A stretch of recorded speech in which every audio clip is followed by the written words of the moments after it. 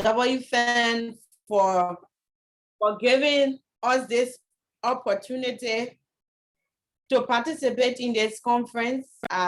We are really, really excited, and we are happy to be joining hearing from Liberia to share our stories, especially around women, women farmers and women experiences when it comes to the agriculture sector. So I'm really happy for this opportunity. I want to welcome all of you to this session. I want us to be able to connect, to share, and to be able to network even after this conference, because from the sessions that I've been attending, we have a lot in common that we can ensure, if we work and collaborate together, to ensure that women voices are heard and women benefit from the agricultural sector, and that they are respected and playing, as they continue to play key role, but they are not.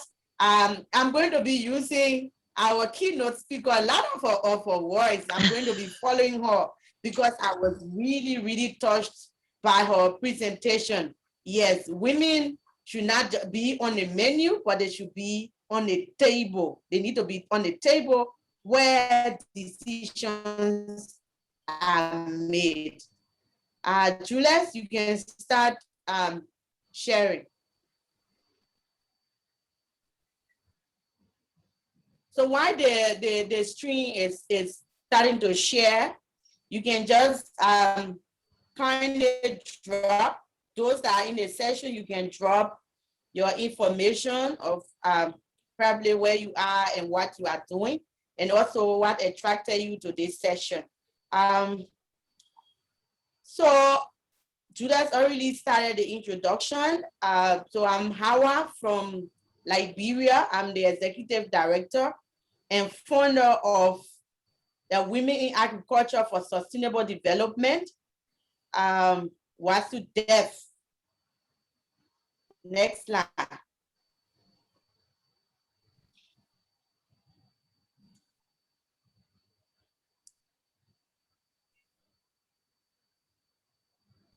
Okay, so I did a little overview about this session. What are some of the areas that we are going to be talking about?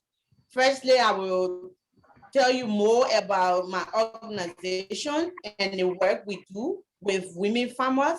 And then I will also tell you the challenges facing women in agriculture. And I'm going to be speaking specifically about Liberia. And then I'm going to be talking about the economic and social benefits of women in agriculture. And then I'll make recommendations for us. So now about us. So WASUDEF, or Women in Agriculture for Sustainable Development, is a women-led agriculture organization. So at WASUDEF, our vision is to help women live a better life, especially women who are at risk and vulnerable to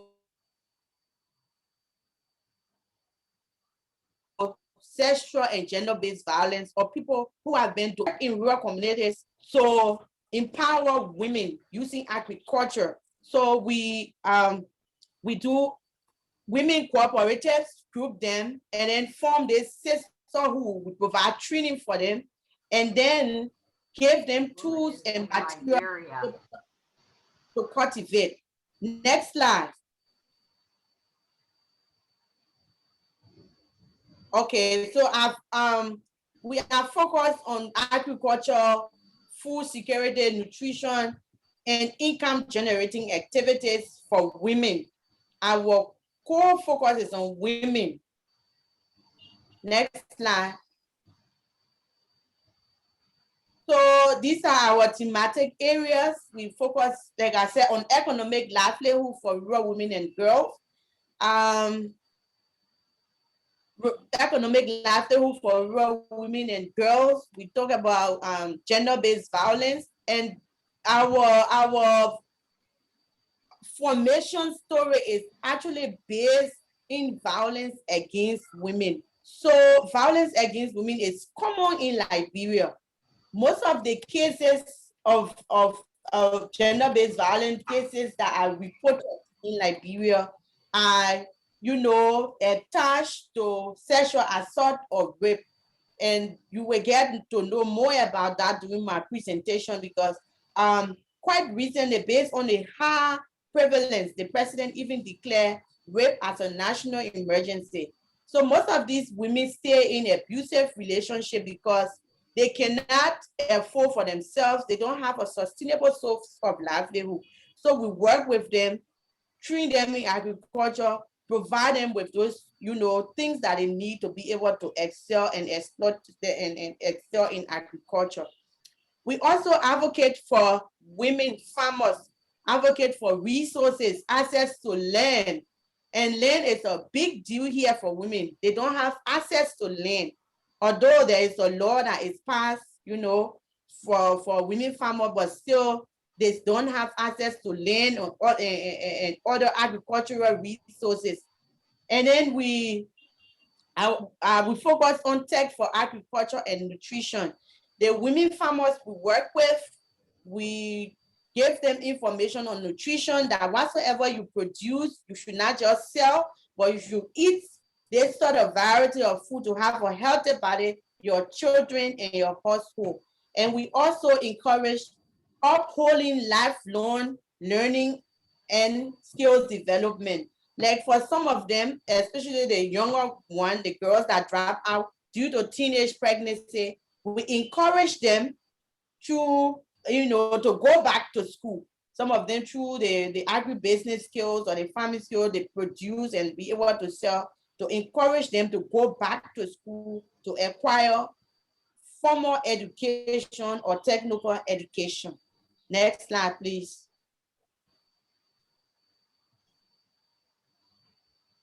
And over the past, these are some of our interventions that I want to share. Currently, we are in 2 counties. We are in Monserrado and Bon, and also in 3 communities. We have been able to establish 3 women farmers cooperative and village saving networks. And these networks have been very, very, successful, and it's bringing women together. This platform creates a space for women to share, to share their experiences and to be able to cultivate together. And during that time, they are able to learn from each other. And one of our newest venture is the beekeeping venture that we have been working closely with WFAN. And I want to appreciate WFAN so much for what they are doing. They have been providing training sessions for our beekeepers in beekeeping, and we are learning so much, and we are pursuing this, and we are sure that this will be something that will turn into a big enterprise where women farmers or beekeepers to be able to benefit from this venture. Beekeeping is such a very good venture where you don't have to have access to a huge farmland or other, land or other resources that you to produce honey, but you can even negotiate with somebody and put your hives and be able to get source of livelihood. And another thing that we have been doing is providing training to women farmers. Access to extension services is difficult. Now with climate change and other things, people they don't have most of this information, especially around pest management and things. So we liaise with university graduates, encourage them to provide some of those technical skills to our women farmers. And we have also been working and collaborating with the Ministry of Agriculture to provide tools and access to other resources for smallholder women farmers so that they will be able to grow food and be able to, sustain their livelihood, and with all geared towards living a better life and benefiting from their labor. Next slide, please. Next slide. And okay, yeah. So this is a picture of our farm in Bon County. So these are a few of the women, and they have just come from harvesting. This is beans. The beans we call it here pakutowe beans. They're in a fender that they are cleaning and trying to package it. Next slide, please. Now, there are a lot of challenges facing agriculture in Liberia, especially women. So here in Liberia, agriculture is a main source of livelihood for let's say over 70% of the population. They depend on farming for their livelihood.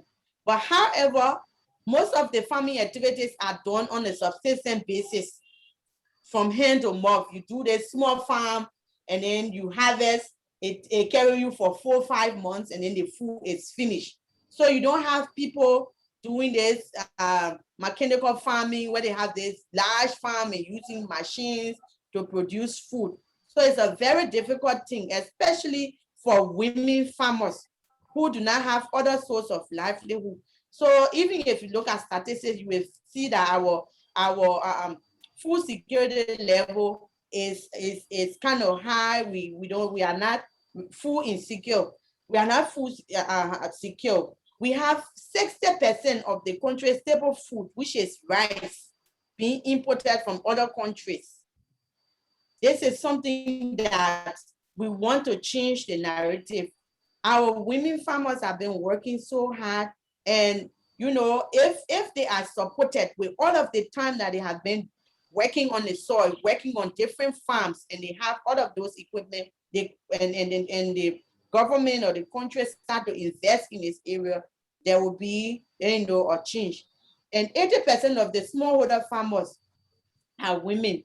Like I said, they have less than 2% access to land ownership, to farm land. So most of the time you go and cultivate on the spot, and then next year for you to do another farm, the land owner takes away their farm or their farmland from you. So they are not secure. The women are really insecure and they don't have access to a lot of things that will enable them to be able to benefit from agriculture as other, you know, bigger male farmers or other companies are benefiting from agriculture. There are a lot of other issues like limited access to credit. Women don't easily have access to credit here, you know, and some of the reason is that they don't have land to give it to the bank as collaterals. They don't have their own like value houses or homes that they can use as collateral. They don't have title deeds. And also the high interest rates. These are some of the things that have been really, really strangulating women farmers, and that they have been there at the tail of you know, agriculture. Limited access to information. They don't have access to information, even access to information on improved technology, access to information, even to access to land. All of this information, they don't have it. People hardly go to those hard to reach rural communities to give these women information. And then high rate of illiteracy is also compound the problem. They're not able to go on the internet to read or do all of those things. And then poor road connectivity is a challenge. So here, sometimes you will see these women, they will produce tomatoes, they will produce banana, all of, you know, some of these perishable goods. And then if you don't have the road to take it or to bring it in a city or somewhere where you don't where you have the market and buyers available, you will have they have been facing how to call it, losses. A lot of losses have been due to poor road connectivity. and limited storage facilities. I'm saying limited, but there are no storage facilities that if you harvest your produce from here, you will take it to this station or somewhere. Like I have been seeing during some of the sessions here, then you know that you will take it to a special place where people will come and people will buy, or where it will be there for a while. So these are some of the things, and it has led to high importation of goods that can easily be produced here.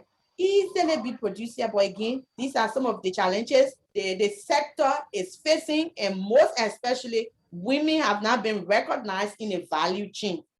They have not been recognized in the value chain, and they are key players, but they have not been recognized, and there are a lot of challenges facing them. Next slide, please.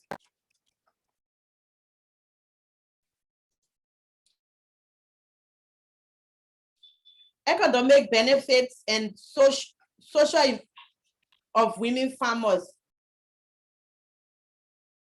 So what are some of those? Liberia is a small country. We are less than, we are not more than 5 million people, but there are not a lot of things that are being done to be able to address some of these issues. So if women, when women start to benefit from agriculture, you know, there are a lot of things that that people tend to benefit.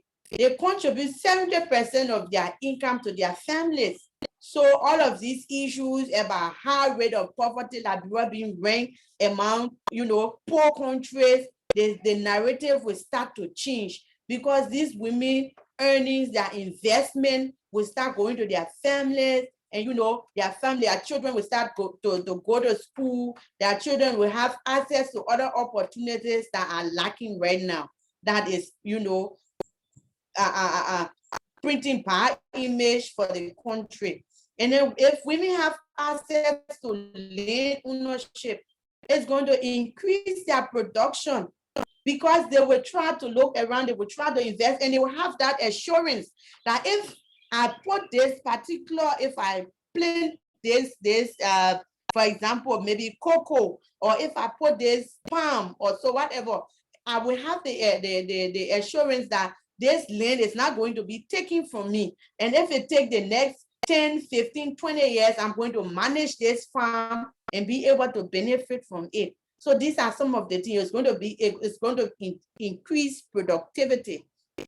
And then if women have access to it will increase access to other economic opportunities for their families, and it will reduce poverty. And then of course, there will be increase in food security. People will have food to eat, and will stop the importation of food from other countries like India, China to come to us. If women are empowered and they have all of these resources. And like we said, 7 out of 10 persons working in the agriculture sector here are women. So women are playing a key role, even marketing these produce and stuff. Women are playing a whole lot of important role, but they are not being recognized. 65% of the agricultural labor force are women, 96% in crop production, 87% of all marketing labor. So we have a group here, they call the Kobachop market women.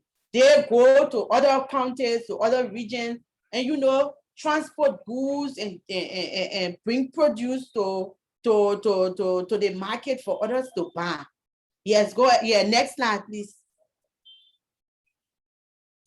Now, I was just looking at the benefits, like I was probably like singing to the choir, because most of us in this session are aware of these things.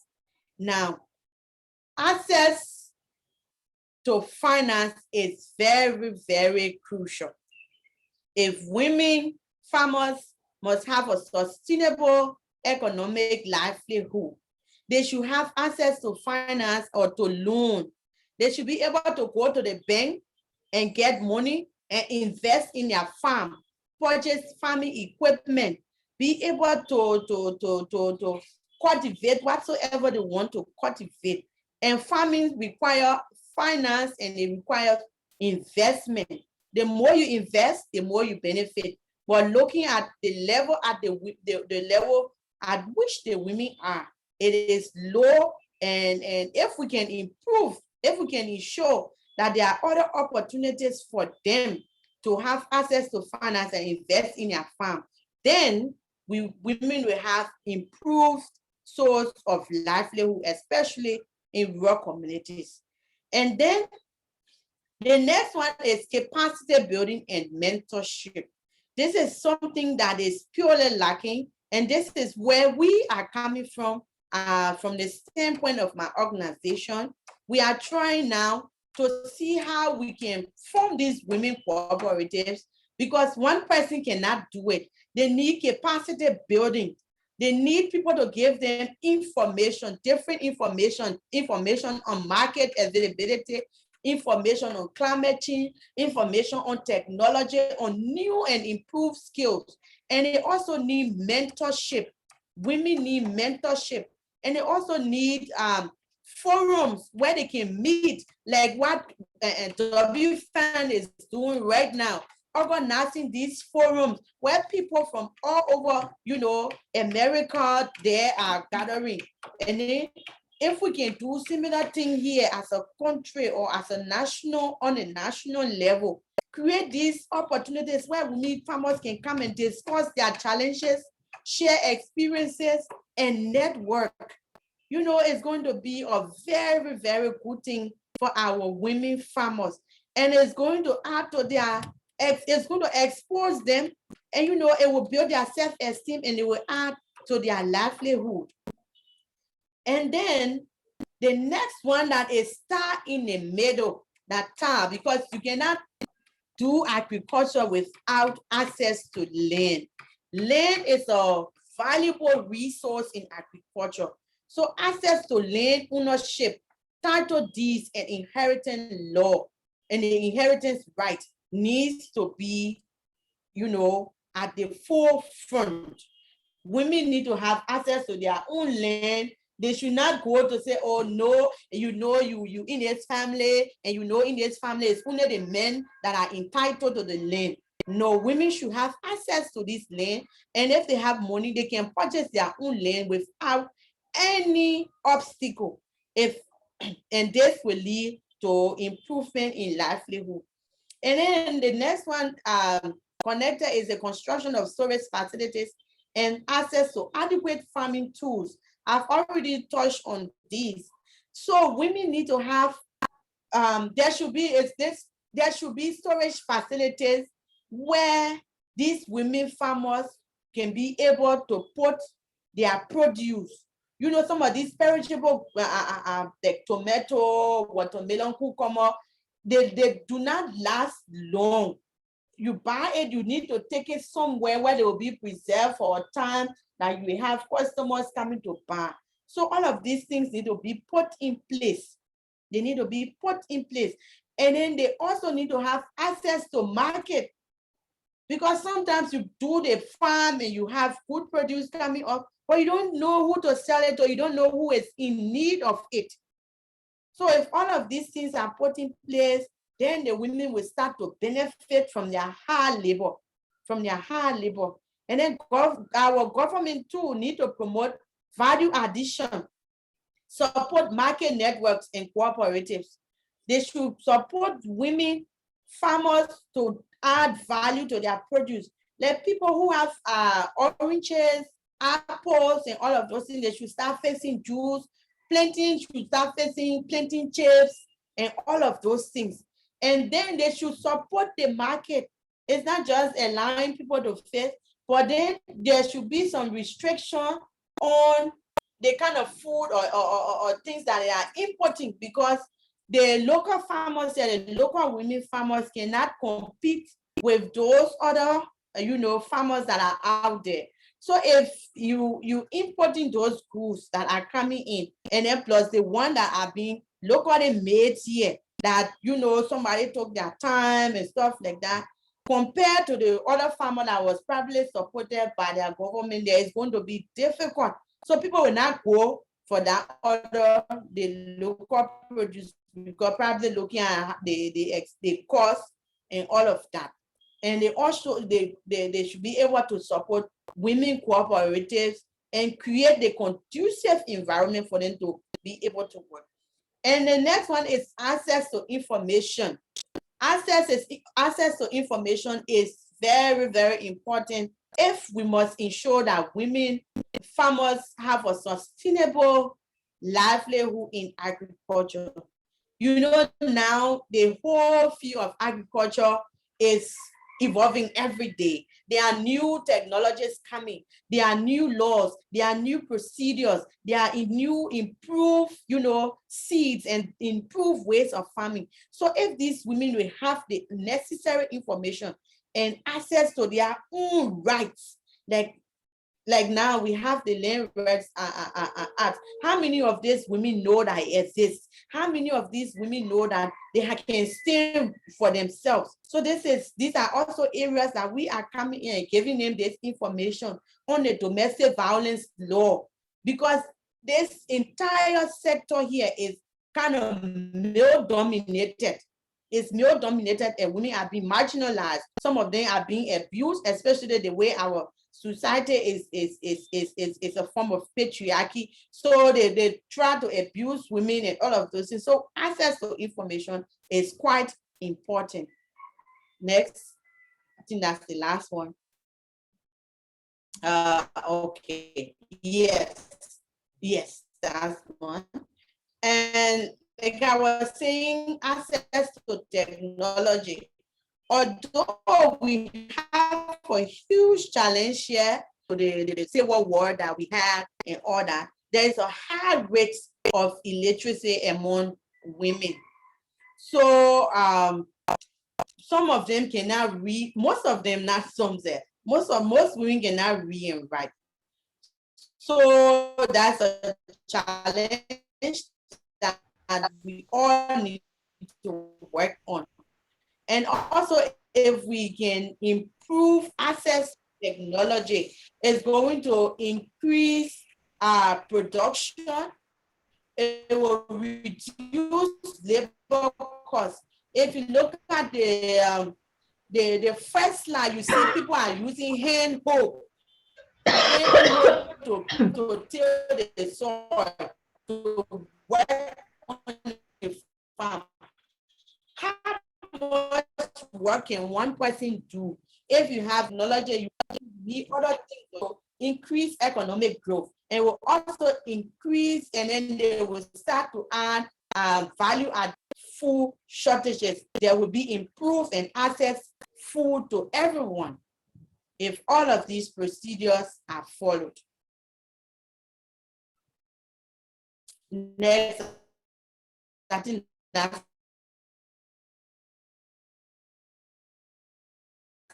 the last one.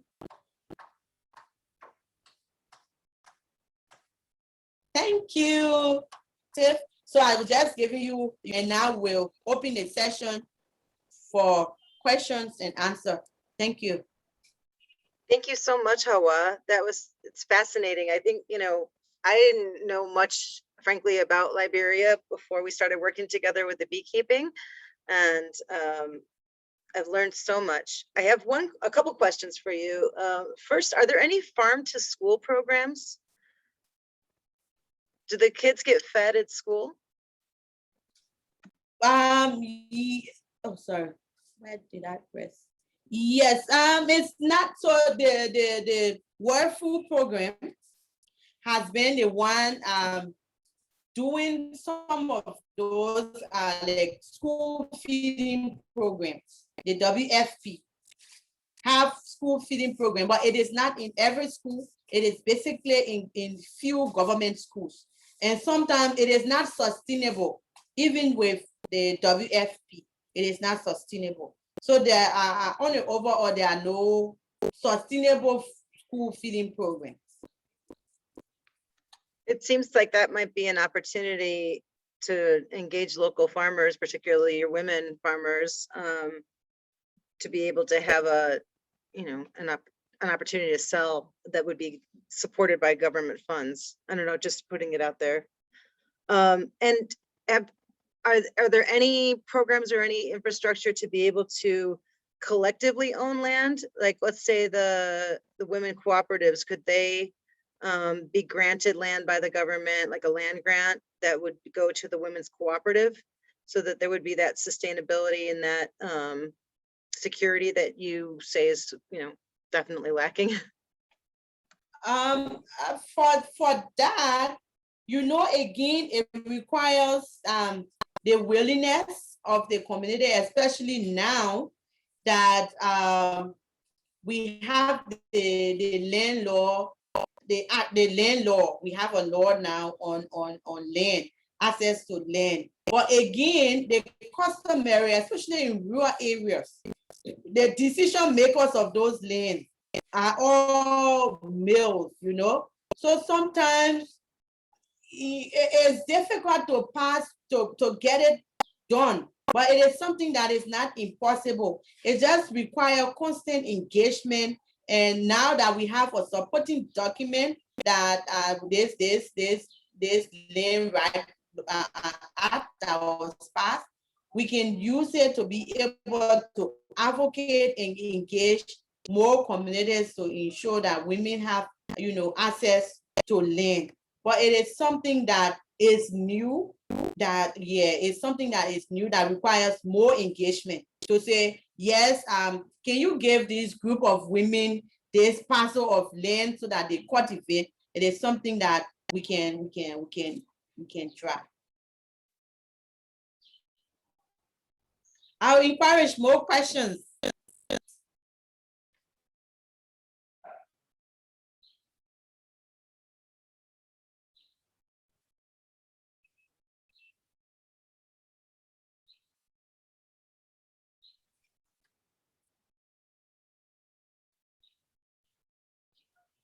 Does anybody else have questions? Because I have more. Anybody else doesn't have questions. Yeah, well, I'm calling in from Hawaii, so I got here late because it's like 5 a.m. right now. I've been trying to get up at 3, but haven't made it. So anyways, I have no questions, and I just caught the tail end of the presentation, but it sounds interesting. So I'm looking forward to hearing the answers to the questions that Jules might have. So Hawa, Okay. I've always Thank been you so interested. Hawa, how did you come up with this model? How did you get interested in creating or forming Wasudav? Because it's such a great model, particularly for helping women who have experienced domestic violence and sexual assault. I'm just curious, like, Okay. what's your story? And that's good. I've been working with women for a long time. I worked at the Ministry of Gender before, and seeing all of those horrible experiences that women go through on a regular basis. I was heading a division called the Adult-Based Violence Division. There are a lot of issues that women were encountering. They come to us for child support. They come to the Ministry of Complaints that my husband beats me. You see the person eye all swollen and red. And there are a lot of rape cases that kept, coming every day. And when you ask some of these women why, like some of them, you will go through it, they will come say, I don't want this man anymore. But then if you try to follow them through, they will say, but if I leave this man, where will I go? I don't have any source of livelihood. I'm not selling. I'm not doing this. And who is going to take care of my children and myself? So with all of those, if those things that I have seen and something, so I decided, I said, no, these people, these women, the narrative can be changed. One of the things is, if they have the support, if they have a sustainable source of livelihood, even if they are doing businesses, even if they are doing farming, they can be able to stand up for themselves. Because I feel that some of them are staying in those abusive relationships now. It's because they don't have anything like next day, what happened, who's going to pay maybe the bills or stuff like that.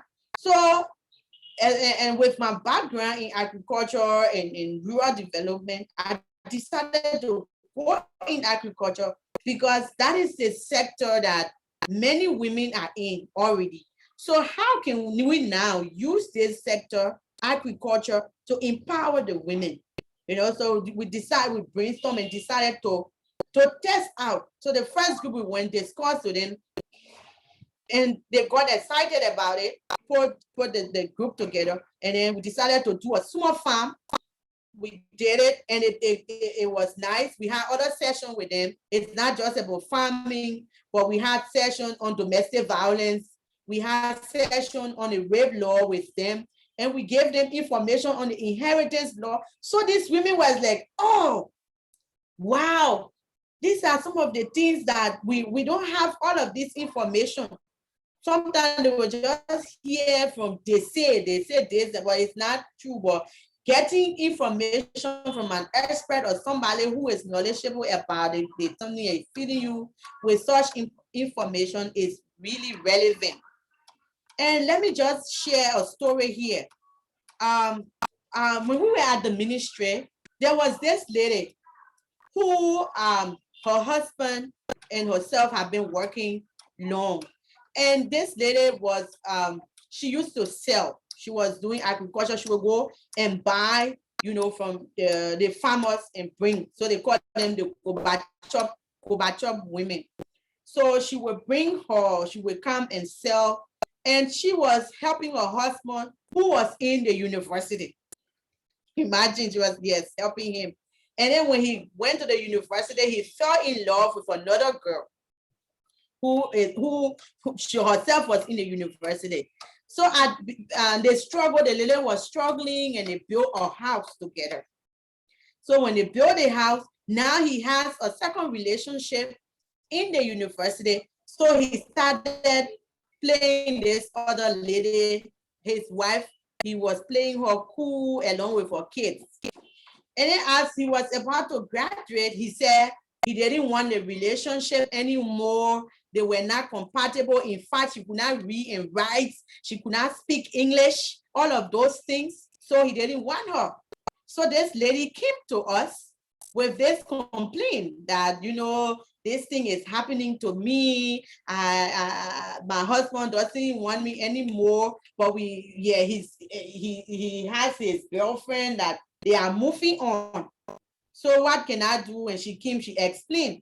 So, but she said, after she explained everything, she said, well, we're able to acquire a property. And in fact, I worked for the money because he was in school. I worked for the money, and where I gave him the money to go and buy the land.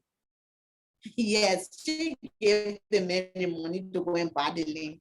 Because land issue, they say that the man can be in front to go discuss land matters. The man, the husband is the head. So that's it. She gave him the money. And then they built a house, the man. So we told her, we said, fine. Do you have the deal? She said, yes, I have the land deed. He gave it to me to keep it. So she had that deed. And what will amaze you is pamphlet. He just gave her one funny sheet of paper with diagram on it and said that was a deed. And that lady had been keeping that document for years. So when we told her to go and bring that document, expecting that she would come with a valid deed, she came with this paper sealed up in a plastic bag, you know. And when she brought it, we said, what is this? She said, oh, this is the deed that I've been keeping. And you know, so when we said, but this is not a deed, this is just an ordinary paper. So she felt so bad, she cried a lot. And then we now had to stand behind her, pursue the case, and she was able to get the house. And we told him, we cannot force you to stay in relationship.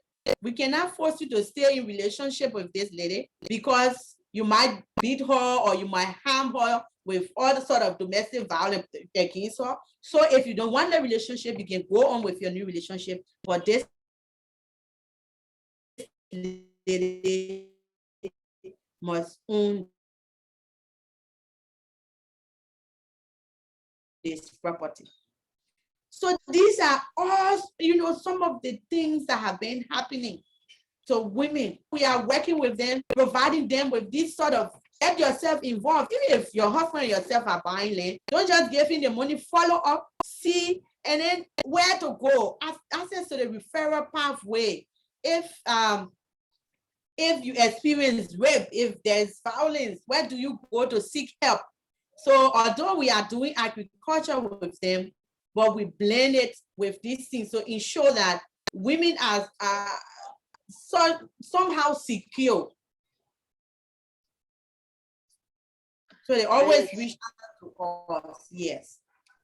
So Hawa, there was a question in the chat from Anne, and she wanted to know, apart from rice and honey, what food products are the women growing? I know you had mentioned beans. What are the food products that, or the produce that's being grown? How much of it is being just consumed within the family, and how much of it is actually going to market? Oh, okay. So we produce beans, we produce corn, we produce cucumber, watermelon, and pepper. These are some of the crops that we started with, and now we're going to add okra to it, and we will add rice. We did small portion of rice. We were just testing. We're going to be producing rice. So, and also what we do when we're doing these, because usually we meet with the women and they decide which crop they want to cultivate. We don't decide, we work together. What crop does this group want to invest their time in? And then they decide. So they will say what to do. And we also somehow try to sort of influence like the beans part. We were able to educate them about the nutritional value of beans, give them that information and all that. So we encourage them to sell some of the beans. And then when you sell the beans, and then they also take some home and divide for their household.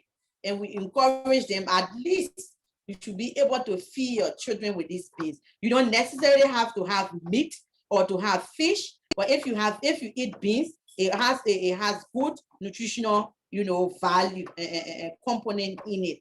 So for the market, well, when they sell, sometimes they don't really get huge yet, because what we have been doing is not on a very large scale. We don't have all of the necessary equipment to do large farm that will help us to till the soil and all that. They all have to do it with their hands.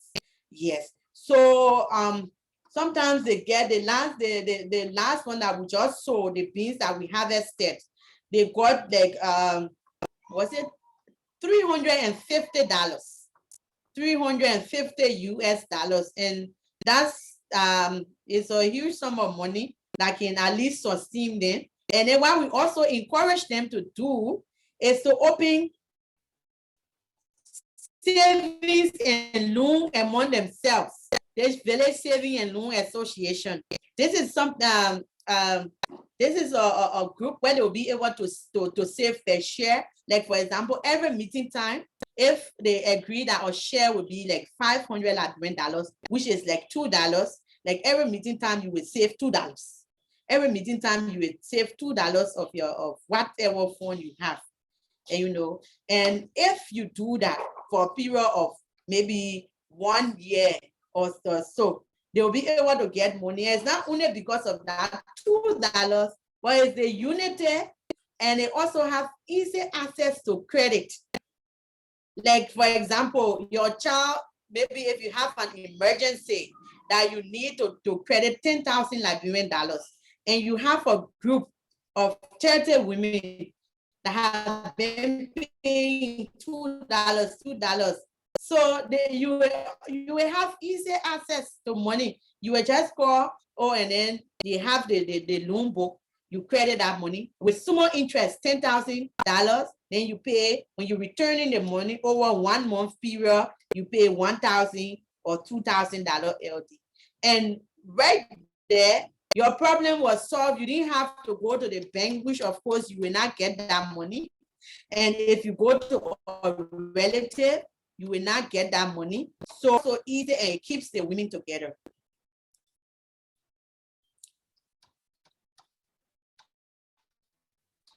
That is great.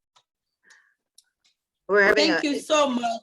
Interesting conversation in the chat. Hawa, I don't know if you got to see it, but that Sylvia's. I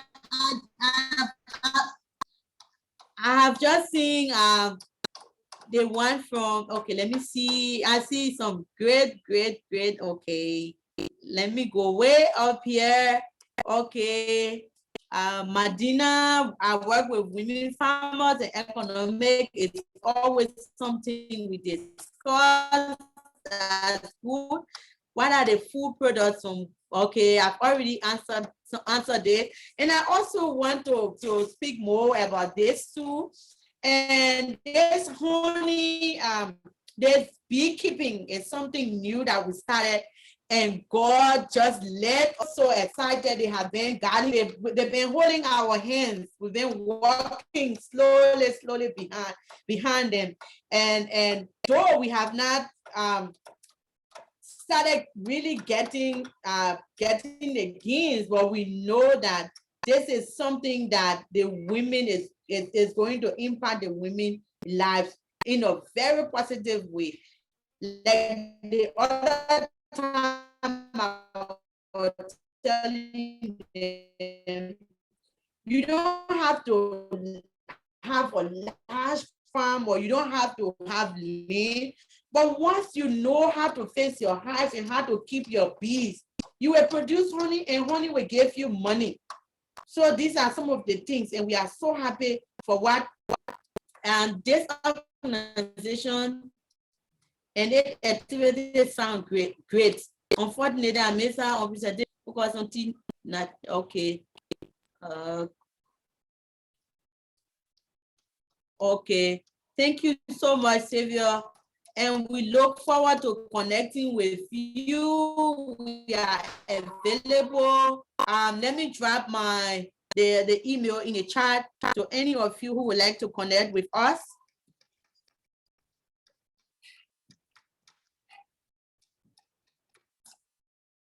Yes. Okay.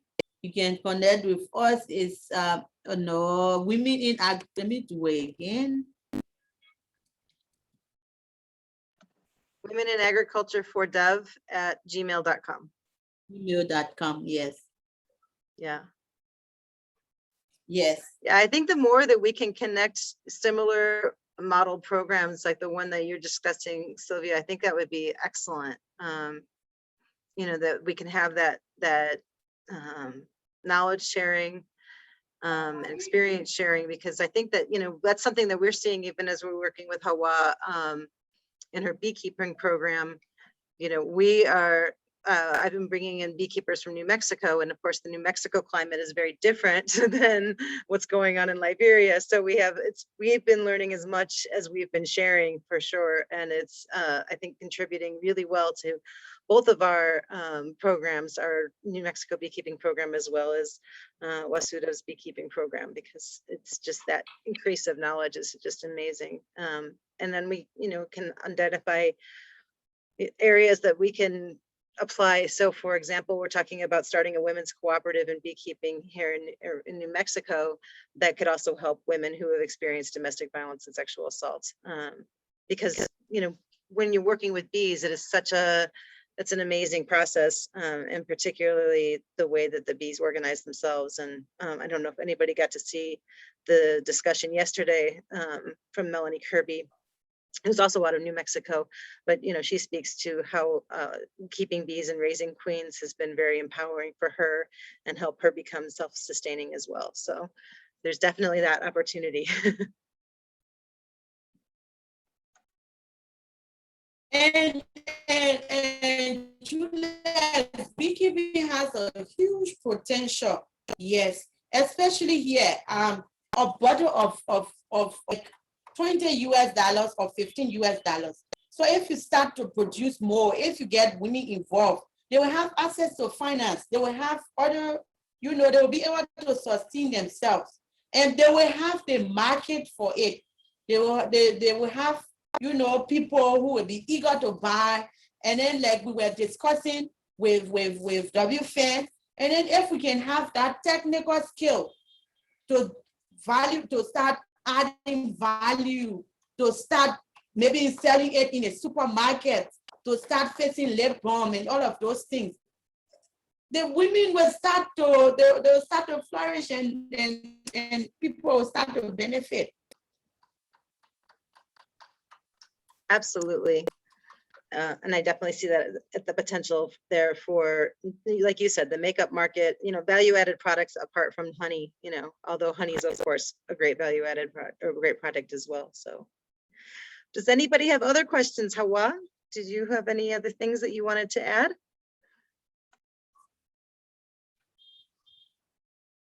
Sorry? I was just seeing if there's any other questions or anything else you wanted to add.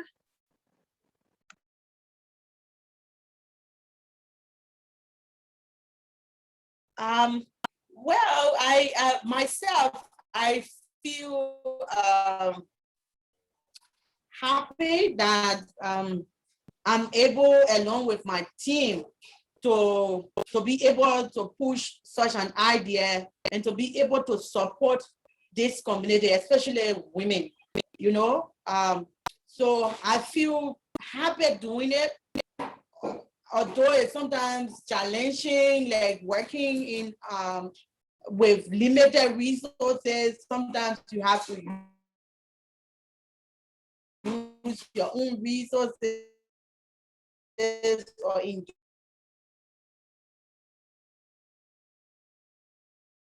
engaging people who probably don't buy it. They're not really seeing it. I appreciate the fact, and I encourage my team. We will keep pushing. We will really keep pushing, because we know that this is going to transform entire community. Because if women are empowered, if women are living peacefully, they have a safe environment, the community benefits, the nation benefits, and everyone around them tend to benefit. So it's not just about women, but we are also contributing to a holistic society, a peaceful society. So I feel happy about that. And if I like the way we got in contact with WFAN, and they have been coming in so supportive, it also gives you that extra energy to keep pushing to make a difference. So I really, really appreciate whatsoever WFAN is doing. I definitely see you as my mirror over on the other side of the ocean. So I know that you're my counterpart, and that we have the same goals and mission and vision for women in agriculture. So I appreciate all that you do, Hawa. And thank you for presenting today. If there's no other questions, I'll stop the recording. And again, this recording and the chat will be available to everybody after the conference, so that if you missed anything or if you have any questions, please contact Hawa. She's very responsive, and we'll definitely look forward to working with you in the future. Thank you so much, Julius, and thank you so much to all of you